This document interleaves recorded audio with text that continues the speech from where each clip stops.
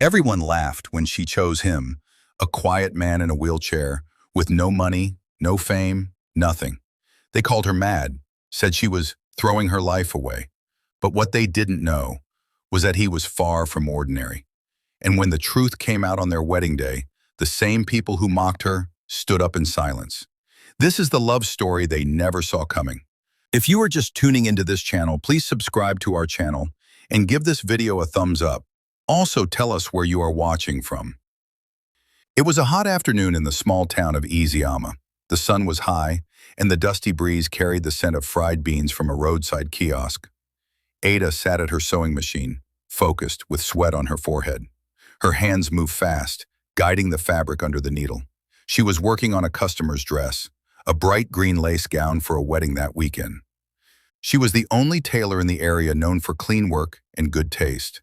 Though young, Ada was hardworking and respectful. Everyone said she deserved a better life than the one she had, living in a one-room house behind her mother's shop and barely earning enough to eat. Just as she finished tying the last thread, the bell above her shop door rang.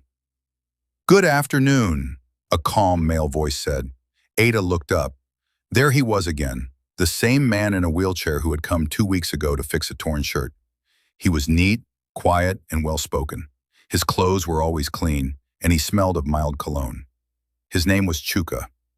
He had deep eyes that looked like they were hiding something, but he always smiled politely. This time he held a small plastic bag on his lap. "I brought 2 trousers. Can you help me fix them?" he asked. "Of course," Ada replied, standing up to take them. "You came at the right time. Business has been slow today." Chuka smiled and handed her the bag.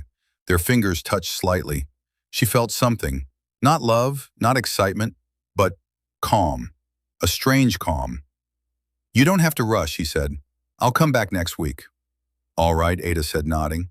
But before he turned to leave, something unexpected happened. A group of boys playing football nearby kicked their ball into the open shop. One of them shouted, "Sorry, Sister Ada," but then noticed Chuka at the door. "Hey, wheelchair uncle, are you coming to sew or to marry?" The boy laughed and the others joined in. Chuka lowered his eyes and started turning his chair. Ada quickly stepped outside. "If you boys don't leave now, I'll report you to your parents." They ran off, still laughing. But Chuka didn't say a word. "I'm really sorry about them," Ada said quietly, looking down. "It's fine," Chuka replied. "I'm used to it." But Ada could see it wasn't fine. Behind his polite smile, there was pain. Pain that was probably carried for years. "Let me get you a bottle of cold water," she offered. "You don't have to." "I want to," she said, already walking to her mother's shop next door. When she returned, Chuka was waiting quietly. She handed him the water, and for a moment they both sat in silence. The world outside was noisy, but in that small shop, time slowed. "You don't talk much," she said. He chuckled. "Maybe I save my words for people who listen." Ada smiled for the first time that day. Something about him felt different. He wasn't like the other men who came trying to flirt or show off. He didn't complain. He didn't try to impress. He was just real. "Do you live around here?" she asked. He nodded. "Near the old community hospital, just with my uncle." "I see. That's quite far from here." "I like the quiet," he replied. After a pause, he added, "You're kind, Ada. Most people see my chair first, not me." Ada looked at him, then looked down. "I see someone who brings clean clothes and speaks with respect. That's what I see." Chuka smiled again, this time deeper. As he turned to leave, Ada found herself watching him longer than usual. She didn't know why, but she felt something new was starting. Something no one around her would ever understand. News travels fast in small towns, especially when it's about something unusual. By the next market day, everyone in Isiama had something to say about Ada and the man in the wheelchair. Old Mama Ngozi, who sold tomatoes by the junction, said, Ada is too young to waste her beauty like that." The barber, Emeka, told his customers, "Maybe he used charm. You know, these quiet ones." And worst of all, the tailor 2 shops away, Auntie Bose, told every customer, "I warned that girl. That man has no future, can't even stand. What kind of life is that?" Inside her shop, Ada kept sewing, but she heard everything. The whispering, the fake coughs, the forced laughter when Chuka passed by. He had started visiting more often, sometimes with a new cloth to fix, sometimes just to say hello. He never stayed too long, never pushed too hard, but each visit left Ada feeling seen. One afternoon, as she was closing her shop, her childhood friend Ifunanya stormed in. "Ada," she hissed, looking around. "Is it true?" Ada blinked. "Is what true? That you want to date that wheelchair man? Are you serious?" Ada folded the last piece of fabric and sighed. "His name is Chuka, and he's a good man." Ifunanya laughed loudly. "A good man? He can't even walk. Do you want to suffer for the rest of your life? What about children? Who will carry you when you're sick? Is that your plan now?" Ada looked at her friend, hurt. "Is that all a man is to you, muscles and walking legs? You think all these men running around with working legs know how to love?" Ifunanya crossed her arms. "I'm just saying, think well. People are laughing." "Let them laugh," Ada replied, her voice low but firm. "They laughed at Jesus too." Ifunanya rolled her eyes and walked out. That night, Ada returned home late. Her mother was waiting outside their small house, seated on a stool, holding a wrapper tight around her waist. "Ada," she said, "sit down." Ada obeyed. She could tell what was coming. "Is it true what I'm hearing, that you are moving with that cripple from the old hospital area?" Ada opened her mouth to speak, but her mother raised her hand. "Don't lie. Answer me like a woman." "Yes, Mama," she said quietly. "We are friends." "Friends?" Her mother's voice rose. "What kind of friendship do you have with a man who can't even cross a gutter by himself?" "Mama, he's kind. He treats me like I matter. He respects me." Her mother stood up suddenly. "Respect won't cook food. It won't pay bride price. If you shame this family, Ada, don't come back into this house." Ada's eyes watered, but she didn't cry. Instead, she stood slowly and said, "I'm not ashamed. I'd rather marry a man in a wheelchair who sees me than a man with two legs who walks past me." She walked inside, leaving her mother standing outside fuming. The next week, Chuka visited again, but this time he brought something unusual, a small plate of fried rice and chicken, wrapped carefully in foil. "I cooked today," he said smiling, "wanted to share." Ada smiled too, but her hands were shaking. No one had ever cooked for her, not since her father died. They sat in the back of the shop sharing the food quietly, and when Ada laughed at one of his silly jokes about his old secondary school days, Chuka looked at her like she was the only thing that made sense in the world. "I don't care what people say," he said suddenly. "I'm not a perfect man, but I will never stop treating you right." Ada looked at him, her heart beating fast, and for the first time, she believed him. It was a Monday morning and Ada was getting ready to open her shop when she noticed something strange. Chuka hadn't come by in almost a week. No visits, no messages, nothing.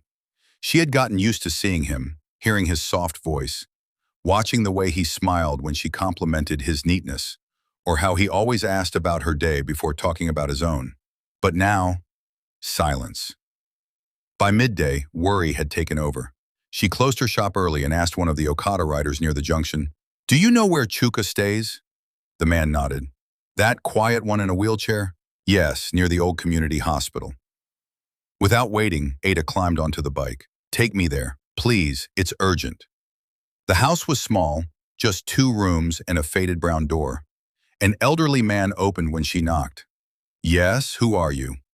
"I'm Ada. I came to see Chuka. He hasn't been around and I—" The man sighed heavily. "He's sick. He hasn't eaten much in days. His fever is high. We were planning to take him to the general hospital, but—" He didn't finish. Ada understood. "No money." "Where is he now?" she asked. The man pointed inside. "You can see him, but he's weak." Ada walked in. Her heart broke. Chuka lay on a thin mattress, sweat on his forehead, breathing slowly. His shirt was soaked and his hands were trembling. "Chuka," she whispered, kneeling beside him. His eyes opened slightly. "Ada," he said, his voice dry and low. "I'm here. I'm not going anywhere." That evening, Ada did what no one expected. She took her savings, money she had been keeping for new sewing materials, and paid for a keiki to take Chuka to the hospital. She stayed with him until midnight, sitting by his side, feeding him water with a spoon, wiping his face with a cold cloth. When the doctor finally came out, he said, He's stable for now, but he needs rest and medication. You brought him in just in time." Ada exhaled and whispered, "Thank God." But her problems were just beginning. By the next morning, the story had reached her mother. Ada had barely stepped back into her house when her mother shouted, "You took your money to carry a cripple to the hospital? What is wrong with you?" Ada tried to explain, but her mother wasn't listening. "You're embarrassing me. The whole town is talking. They say you even slept at the hospital like a wife. Do you want to throw your life away?" "I help someone I care about," Ada said calmly. "I would do it again." Her mother pointed at the door. "Then go and marry him there. Let him feed you with his wheelchair." Ada swallowed hard, picked up her small handbag, and left without saying another word. Back at the hospital, Chuka had gained some strength. "I heard what you did," he said, his voice still soft. "It's nothing," Ada replied. "No," he said, holding her hand. "It's everything. No one has ever stood by me like this, not even my family." Ada sat beside him quietly. She didn't need to say anything. Her presence said it all. Suddenly, the door opened. A nurse stepped in. "Sir, your bill is ready. The doctor said you'll be discharged in 2 days, but you'll need rest at home." Ada nodded. "We'll manage, one step at a time." That evening, as she walked back to her shop, Ada passed by a group of women talking loudly. One of them said, "She thinks she's doing love story with a man that can't even stand up." Another laughed. "I give her 2 months before she comes crying." Ada kept walking, but inside her heart was heavy, not because of what they said, but because she knew her journey with Chuka was about to get even harder, and she wasn't sure if love alone would be enough. The days that followed were a mix of strength and struggle. Chuka was back home from the hospital recovering slowly. Ada visited after work each evening, bringing warm food and keeping him company as he got better. He always smiled when she walked in, but she noticed he rarely talked about his past. "I used to work in the city," he'd say vaguely, "but that's another story for another day." Whenever she asked more, he would gently change the topic. One hot afternoon, Ada returned to her tailoring shop to find a note tucked under the door. "See me before end of day, important. Landlord." She sighed. She knew what it meant. She hadn't paid her rent for 2 months now. The money she saved had gone into Chuka's hospital bills, medicine, and transport. After folding a half-finished blouse, she walked to the landlord's house, a short, thick man with sharp eyes and no patience. "Good afternoon, sir," she greeted. He didn't return the greeting. "Ada, I don't run charity here," he said flatly. "Your rent is long overdue. If I don't get my money by Saturday, pack your things." Her lips trembled slightly, but she kept her voice steady. "Please, I just need a little more time." "No more time. Saturday, that's it." That night, Ada couldn't sleep. She laid on her small mattress, staring at the ceiling, her chest tight. Her mother had warned her, said this love would bring suffering. Maybe she was right. She thought of asking Chuka for help, but stopped herself. He had enough to deal with. He was still recovering, and she had promised herself never to be a burden. The next morning, Ada opened her shop like normal. But before she could sit down to sew, her landlord, Mr. Okafor, waved at her from across the street. "Ada, come. I've been looking for you." Her stomach dropped. She wiped her hands on her wrapper and crossed over. "Good evening, sir." The landlord didn't waste time. "So you couldn't come and tell me someone paid your rent, eh?" Ada blinked. "Sir? Your rent," he repeated. 6 months. Paid in full. Cash. One man came here 2 days ago. Clean fellow, well-dressed, dropped the money, said it was for you, and left." Ada stared at him, confused. "Who was he?" The landlord shrugged. "Didn't leave a name. Just said, 'This is for Miss Ada's rent.' I even asked if you knew, and he said, 'She'll know when the time is right.'" Ada stood there, frozen in thought. "I thought maybe you got yourself a rich customer," the landlord added, smiling. "At least now I know I won't be chasing you for the next 6 months. That one sweet me." She forced a smile. "Thank you, sir." But as she walked home, her mind was spinning. Who would pay her rent like that? She hadn't told anyone, not even Chuka, how bad things had gotten. She had planned to beg the landlord for time or even ask a friend for help. But now, the problem had vanished, just like that. She sat on her bed that night, staring at the crack in the wall. Her heart was full of questions, but no answers. The next day, she visited Chuka in the evening as usual. He was sitting by the window watching birds fly across the sky. "You're early today," he said with a smile. "I finished work early," she replied, settling beside him. They talked about light things, food, his medicine, his favorite music. Chuka had a way of making her laugh, even with a weak voice. She felt safe around him. After a short silence, she said, "Something strange happened yesterday." "Oh," he said, raising his eyebrow. "My landlord told me someone came and paid my rent for 6 months." "Really?" Chuka asked, eyes wide. "That's unexpected." She nodded. "I have no idea who it was. He didn't leave a name." Chuka leaned back. "Maybe your kindness is finally finding you. God sees everything." Ada smiled faintly. "I just wish I knew who to that." But Chuka only nodded, as if he didn't know either. And Ada didn't suspect a thing. That weekend, she returned to her shop feeling lighter. She was behind on orders, but for the first time in weeks, she wasn't carrying the weight of unpaid rent on her shoulders. As she trimmed lace around a wedding blouse, she thought about the mystery man. Was it a kind stranger, a grateful customer, or maybe someone who noticed her struggle? Whoever it was, they had changed her life. Later that night, as she stirred a small pot of soup, she whispered a prayer. "God, whoever you sent to help me, bless them. One day let me do the same for someone else." She didn't know it yet, but the helper wasn't a stranger. And the day she'd find out would be the beginning of a truth bigger than she ever imagined. The days moved quietly, but the whispers grew louder. By now, everyone in Eziama knew Ada was serious about Chuka, and they weren't happy about it. "She's too fine for that kind of man," Auntie Bo said at her roadside sewing shed. "Not charm?" asked one of the Okada riders. "Imagine marrying a man that can't even walk well?" A market woman laughed loudly. Ada heard it all. She didn't respond, but it hurt. One afternoon, 3 women came into Ada's shop with wrappers to stitch for a burial ceremony. As she measured the fabric, the women started talking loudly, clearly aware that Ada was listening. "Some girls don't know their worth," one said. "Love is sweet-o," another replied sarcastically, "until you're the one pushing the wheelchair." The third laughed. "Well, at least she'll always know where her husband is. He can't run anywhere." Ada paused her cutting but said nothing. She kept her head down and worked quietly, but their words stayed with her. When they left, she closed her shop for the day, even though it was only noon. Later that evening, Ada sat under the mango tree with Chuka, her head resting against the rough bark. He was quiet, as always, observant, gentle. "Why don't you ever talk about your past?" she asked suddenly. Chuka looked at her, surprised. She continued, "People talk. I get judged every day, but I stand by you. Still, sometimes, I wonder what you're hiding." Chuka sighed. "It's not about hiding, it's about healing. When I lost everything, my health, my position, my voice, I didn't just disappear. I came here to find something again." "Did you find it?" Ada asked. He turned toward her, eyes soft. "I think I found you." That night, when she returned home, her mother was waiting outside. "Ada," she said, folding her arms, "I heard you're still seeing that man. Are you mad? Can't you see how people are laughing at us?" "Mama," Ada said, voice shaking, "I'm not marrying people.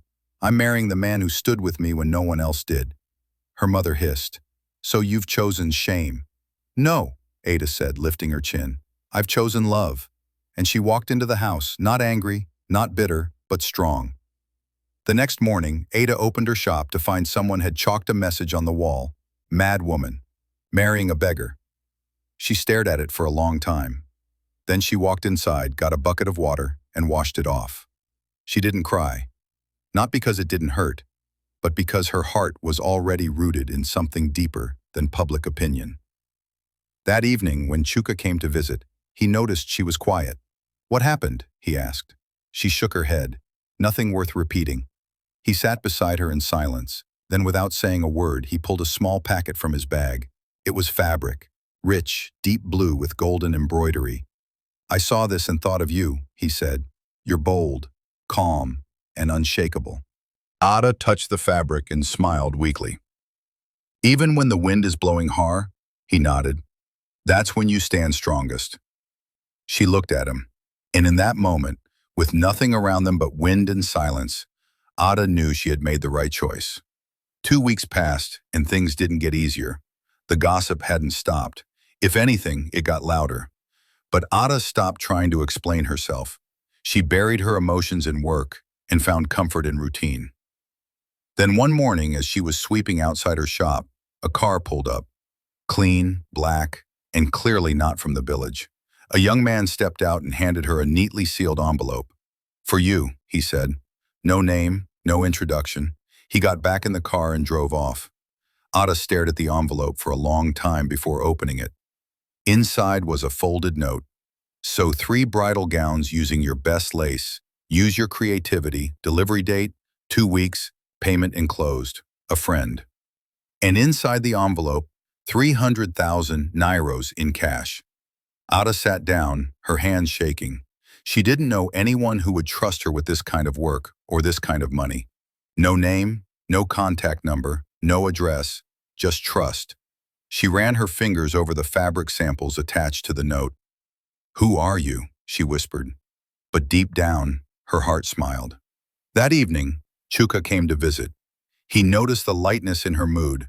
"You're smiling again," he said, settling into the chair beneath the mango tree. "I got a bridal order," she said, her eyes shining. "A big one, the biggest I've ever had." Chuka smiled gently. "You deserve it.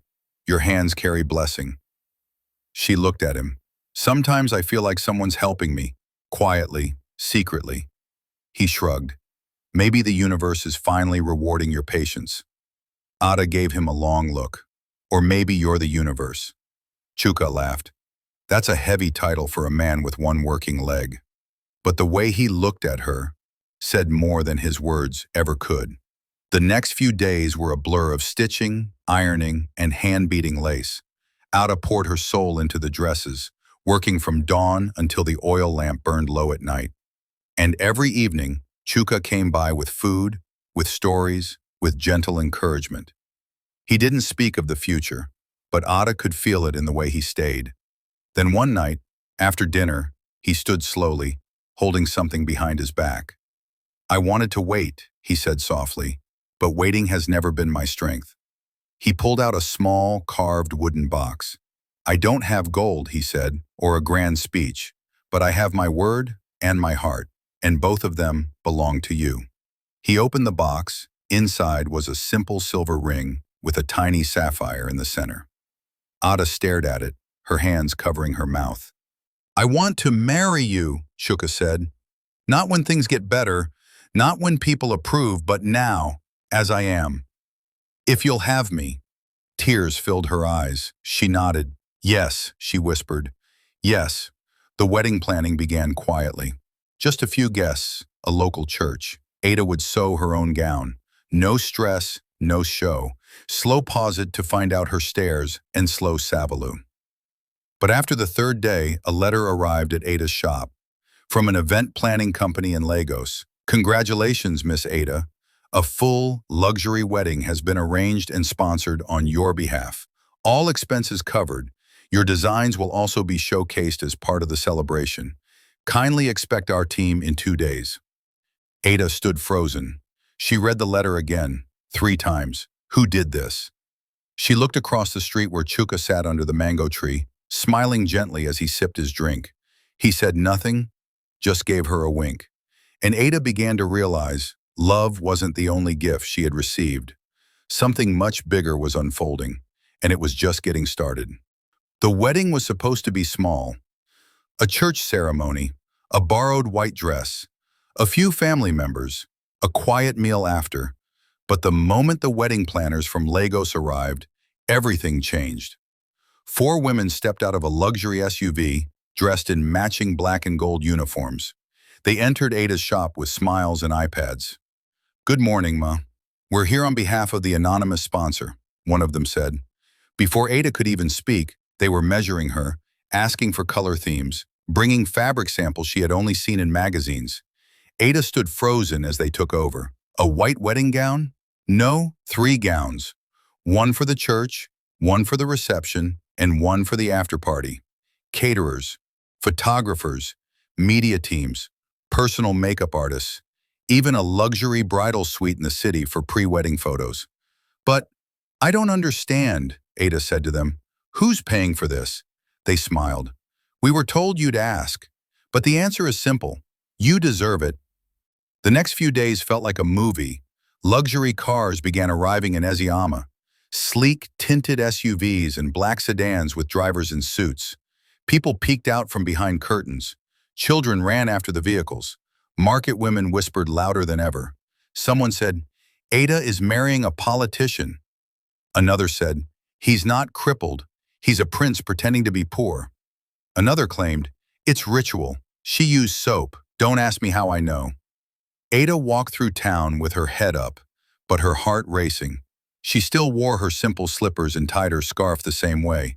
But now people called her Madam or Bride of the Year. Some said it with admiration, others with jealousy. Her mother, once full of doubt, now sat proudly outside their home, telling anyone who passed, I always knew Ada would marry well. Even if he doesn't walk perfectly, his heart is strong. And now, clearly, so is his pocket. Ada didn't know whether to laugh or cry. She still hadn't asked Chuka directly about the sponsorship. Something in her told her not to. Instead, she focused on preparing her vows, praying for strength and calming her heart. The night before the wedding, she sat under the mango tree with Chuka. It was quiet. Just the two of them, like always. She looked at him carefully. You've been quiet through all this, she said. Are you sure you're okay with how big it's become? Chuka smiled. Why shouldn't I be? It just wasn't supposed to be like this, she said. People now think I'm marrying a king. Chuka chuckled. And if I was? Ada shook her head.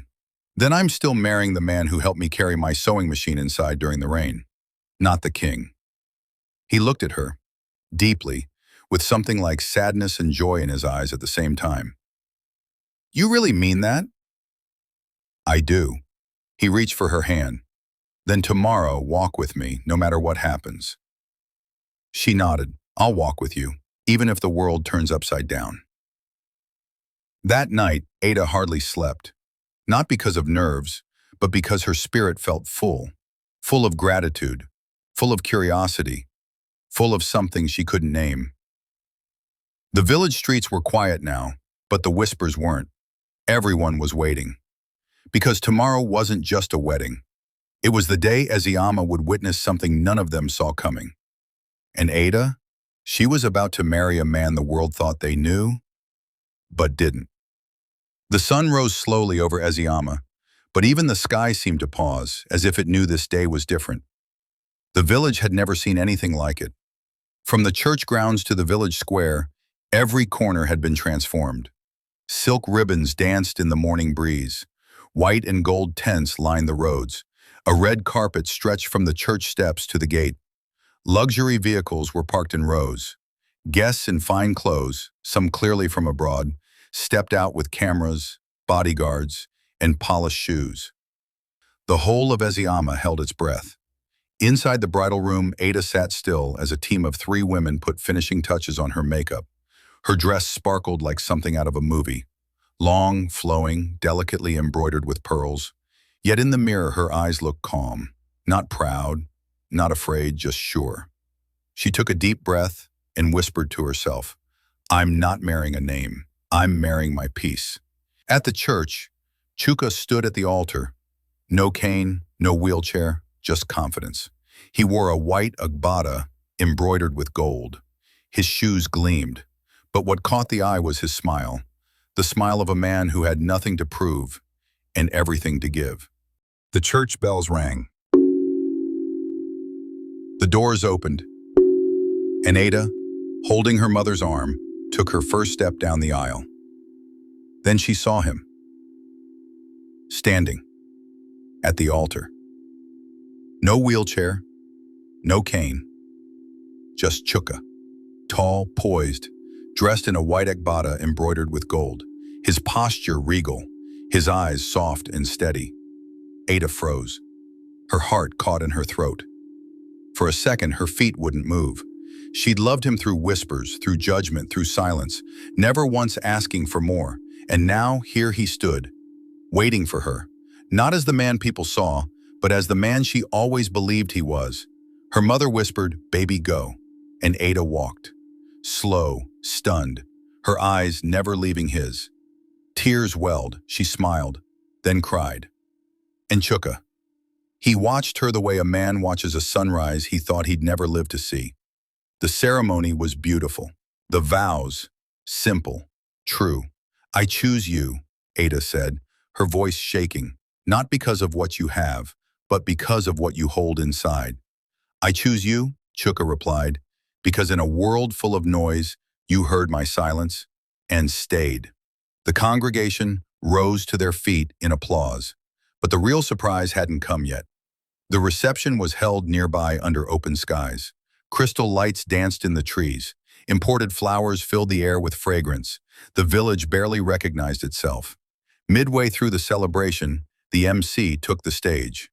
"Ladies and gentlemen, please welcome the groom, Mr. Chuka Nkem Okoye." Chuka walked to the microphone, steady, confident, with Ada seated just a few feet away, still catching her breath. "Some of you knew me as the man in the wheelchair," he began, "and many of you judged Ada for standing by me. But today let me tell you who I really am." A hush spread. "My name is Chuka Nkem Okoye. I am the founder of OK Tech Global. Years ago, a car accident almost took everything from me. My legs, my company, my sense of self. Gasps, whispers, shock. I came to Eziyama to heal. I didn't want pity. I didn't want recognition. I wanted to be seen. And Ada, she saw me." He turned to her. "She didn't care for money. She never asked about my past. She treated me with dignity when the world turned its face." He paused, his voice catching slightly. "And so today, I want everyone to know I didn't just marry a beautiful woman. I married the reason I can stand again." He raised his glass. "To Ada, the woman who stayed." The applause roared like thunder. Tears streamed freely now, from Ada, from her mother, from people who once whispered, now clapping with full hearts. That night, as the stars blinked above Eziyama, Ada and Chuka sat on the balcony of their bridal suite. "Why didn't you tell me?" she asked softly. Chuka smiled. "You never made me feel like I had to." She leaned her head on his shoulder. "I would have still said yes, you know." He held her hand. "That's why you're my forever." And in that quiet night, two souls that had walked through storms found their rest. Not because the world finally saw them, but because they had always seen each other.